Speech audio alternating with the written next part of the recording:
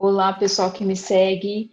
Hoje o nosso vídeo vai ser sobre um tema que todo mundo já está meio que manjado de tanta gente falar, mas eu quero conversar com uma pessoa que vai esclarecer bastante as coisas para a gente.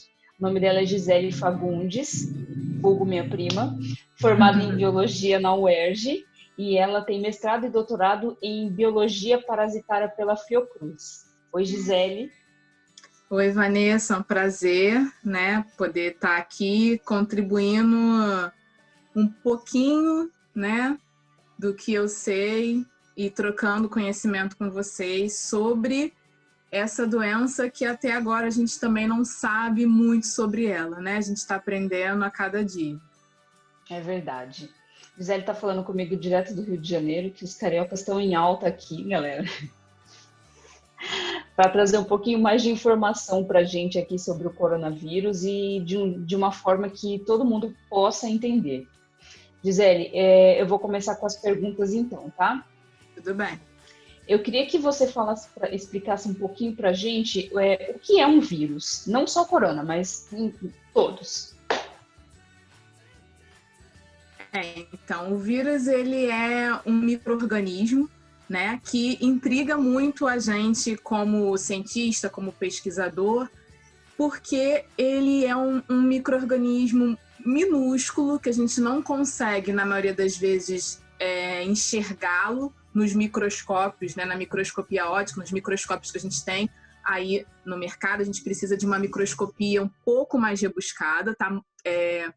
Para vocês terem uma noção do tamanho dele, ele é muito pequenininho e ele não é considerado um ser vivo. Por quê? Porque ele depende totalmente da gente para sobreviver, né? Então, apesar dele ter toda essa limitação de precisar do nosso corpo ou do corpo de um hospedeiro, de um animal, né, de quem for, para sobreviver, ele causa todo esse problema que a gente está vendo aí com o corona e também com outras infecções, né? Mas é um micro-organismo muito, muito, muito, muito pequeno, totalmente dependente de uma célula que não tem a sua maquinaria, que não tem a sua fábrica. Ele precisa da nossa fábrica para sobreviver, da fábrica de um animal, do que for, e que causa patologias aí que a gente tem observado com um grande grau de gravidade, né, para os humanos, para os animais de uma forma geral.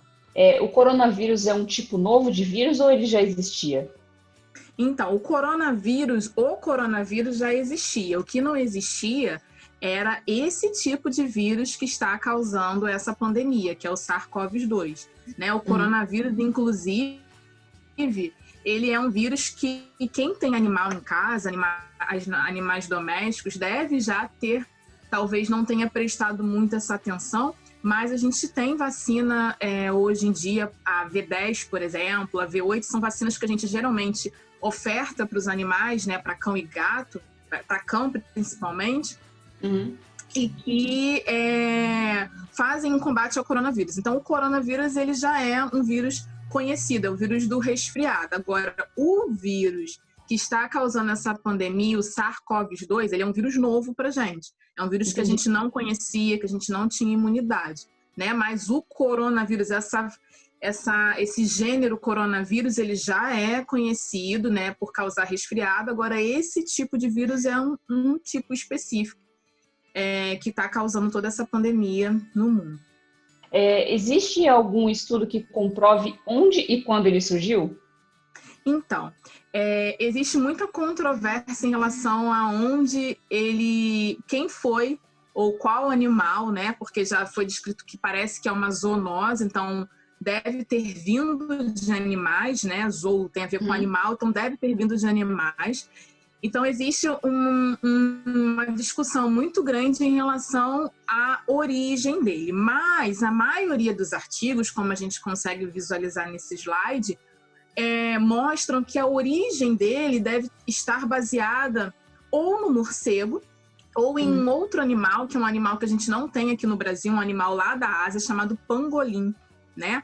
E tanto o morcego como o pangolim, principalmente, são animais que geralmente são comercializados de forma anormal, né, visto que não fazem parte da culinária, mas que são comercializados em alguns locais ali na China. E acredita-se que ou veio do pangolim ou veio dos morcegos. Então, tem alguns pesquisadores, alguns autores de artigos que mencionam que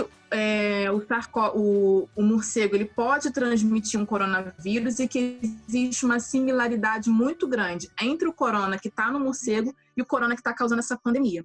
E tem alguns autores que dizem que, na verdade, tudo começou com um pangolim, que também consegue ter o coronavírus e também existe uma similaridade. Você pode perguntar assim, tá, mas na sua opinião, veio do morcego, veio do pangolim? Então, a gente não sabe. O que a gente entende é que o vírus do pangolim parece que se adapta melhor às células do nosso corpo, às células do ser humano. Então, talvez essa ideia da origem começar nesse pangolim seja uma ideia um pouco mais fortalecida dentro do ambiente científico, mas não se sabe. Né? Sabe-se que veio de animais e que provavelmente ou veio do morcego ou veio do pangolim, da carne provavelmente, né? Ou das excretas desses animais também. Então, pulando do surgimento deles já para pacientes humanos. Existem pacientes que são assintomáticos, a gente já ouviu bastante falar neles. Os pacientes assintomáticos são capazes de transmitir o vírus?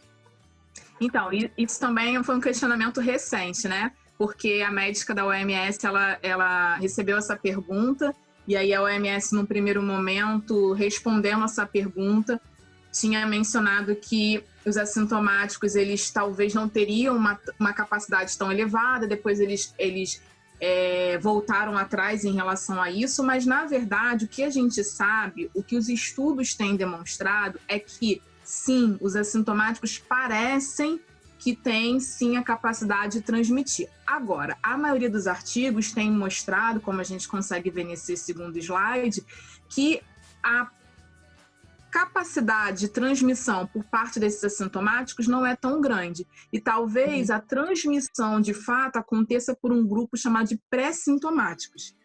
Esses pré-sintomáticos seriam quem? Seriam pacientes que teriam um sintoma ou outro, algo muito, muito peculiar.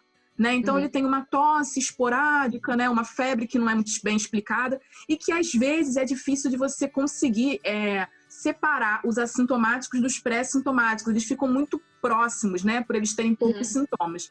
Então, alguns autores, né? Como a gente consegue ver nesse slide 2, têm demonstrado que mais de 40% da transmissão esteja relacionada aos pré-sintomáticos. E os assintomáticos, né?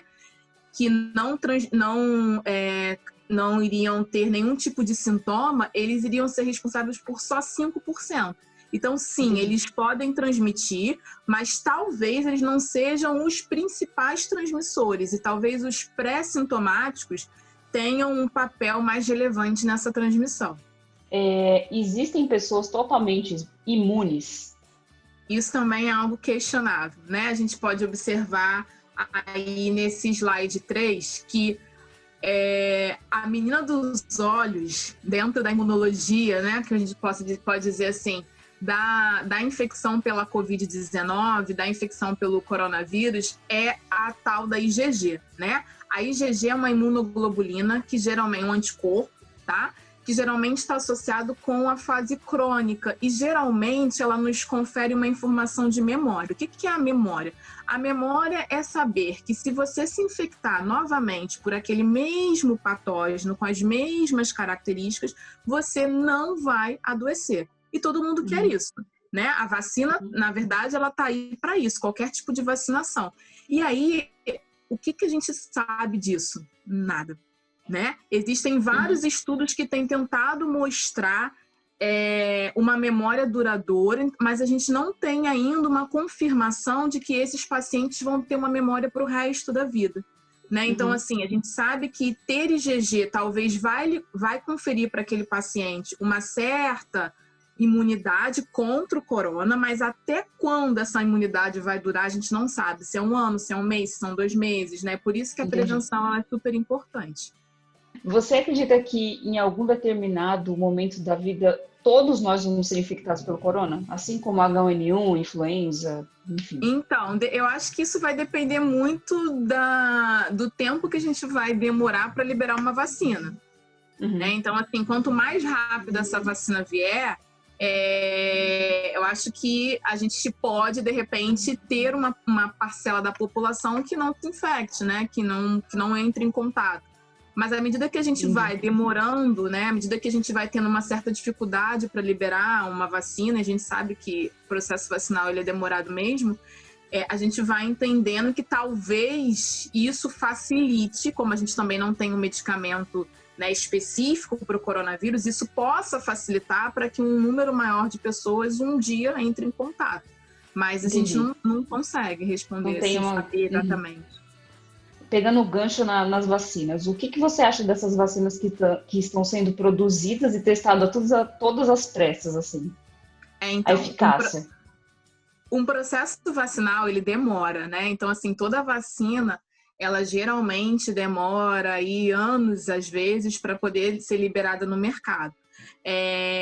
O que a gente pode falar desses processos vacinais? A gente pode falar que o momento que a gente está vivendo é completamente diferente de tudo que a gente já viveu. A gente está vivendo uma pandemia, e no qual a gente tem um número de mortos assim exorbitantes e precisamos dar uma resposta rápida. Então, acho que os esforços que têm sido feitos, né, para poder descobrir uma vacina e, com isso, conseguir conferir proteção para a população é muito grande, né?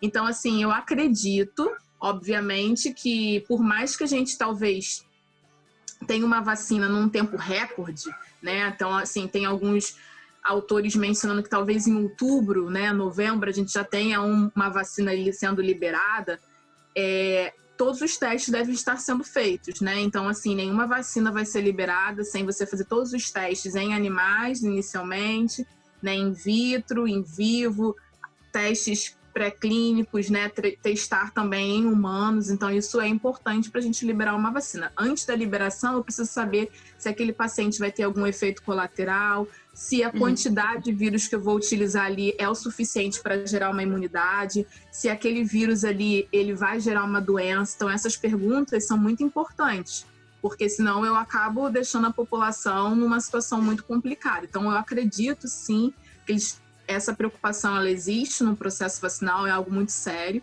e por mais que ela esteja sendo feita num período curto, né, por causa da pandemia, acredito que sim, vai ter uma eficácia e que a gente precisa confiar nisso para a gente pensar em conseguir virar a página dessa pandemia. Qual que é a melhor maneira de prevenção?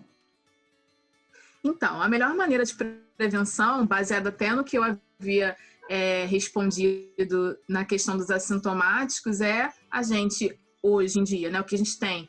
A gente utilizar as máscaras, né, manter uma certa distância do outro, visto que a gente nunca vai saber quem de fato tem ou não tem a infecção, e o fato dos assintomáticos serem responsáveis talvez por uma parcela muito pequena não impede que a transmissão aconteça. Né? Então, você, de repente, vai se aproximar de alguém e vai falar, mas ela não está com sintoma nenhum, então por que eu tenho que usar máscara? Né? Por que eu tenho que manter a distância? Porque você não sabe se ela está infectada, você não sabe se ela está transmitindo. Então, assim, segundo a OMS, é o uso de máscaras, é a higienização das mãos, né? É passar álcool em gel, lavar bem as mãos, é manter a distância, é só sair se de fato for necessário, né? Se você precisar para ir trabalhar, até que a gente consiga ter uma resolução dessa pandemia que tanto nos açoita, né? Bom, Gisele, a gente vai ficando por aqui. Eu queria te agradecer pela sua participação, tá? Foi muito importante e, assim, é uma coisa que tá deixando todo mundo de cabelo em pé e acho que a gente, por mais que a gente não queira falar no assunto, mas é um assunto importante de se tratar. Então, acho que ficou bem explicadinho, principalmente essa parte aí dos assintomáticos. E é isso. Queria te agradecer muito e acompanhe a gente aí no canal. Obrigada muito pela obrigada. oportunidade. Eu que agradeço. Um beijo. Fica com Deus. Beijo. Tchau, tchau. Tchau, tchau.